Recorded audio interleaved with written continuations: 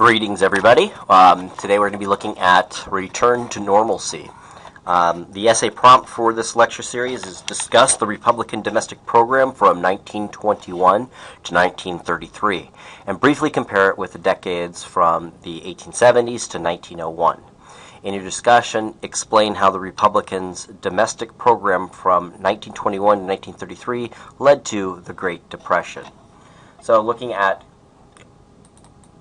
Learning Objective One, we're comparing the time period from 1921 with the time period from the 1870s to 1901. So shortly before the United States entered the First World War, Woodrow Wilson remarked to the Secretary of Navy, Joseph E. Daniels, "Every reform we have won will be lost if we go into this war." He's referring to World War I. "We have been making a fight on special privileges. War means autocracy. The people have unhorsed will inevitably come into control of the country, for we shall be dependent upon the steel, ore, and financial magnates. They will run this nation." So Wilson's prediction about the end of the progressive era was correct, although not every reform was lost. What somewhat helped make this possible was Wilson's own Democratic Party, so firmly united during most of his administration, fell into snarling factions and became so helpless that for two successful elections it was unable to play the role of a responsible opposition. In many ways, in what we're seeing with the Republican Party today, because of the wars we got in, this often happens with war.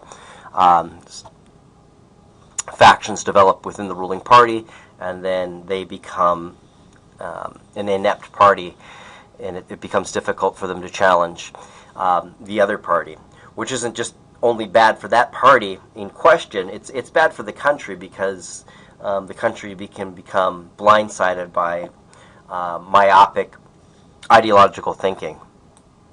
And also, the Republicans who took over in 1920 were dominated by ultra-conservative businessmen. Consequently, the attitudes of the country's political leaders were as follows. You had President Warren Harding from 1921 to 1923. And he was the one who called for a, quote, return to normalcy. Normalcy was a word he made up.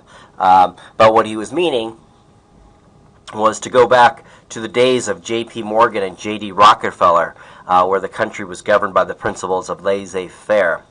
You had President Coolidge, Calvin Coolidge, from 1923 to 1929. President Coolidge was even more normal, quote-unquote, than Harding, and announced that the business of the United States is business. President Hoover insisted that the American system was the product of rugged individualism.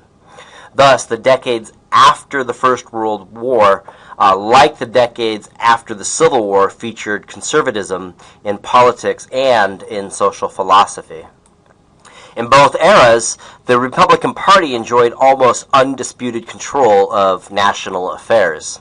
The Republicans avowed the philosophy of laissez-faire, but in practice made government an instrument of large corporations, as did the Republicans in the post-Civil War period. Wilson's successors, President Harding and Coolidge, did not dissolve the regulatory agencies that were created during the progressive movement, but by naming commissioners who were less than sympathetic to the regulation, they rendered these agencies ineffective.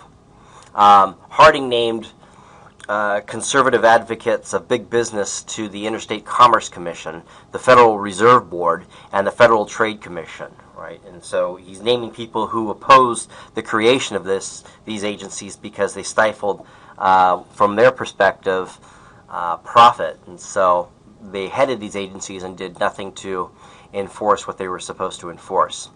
Both decades saw rapid industrial expansion and changes in manufacturing and business techniques. Also, there was an uneven distribution in wealth, which led to an acute and prolonged depression.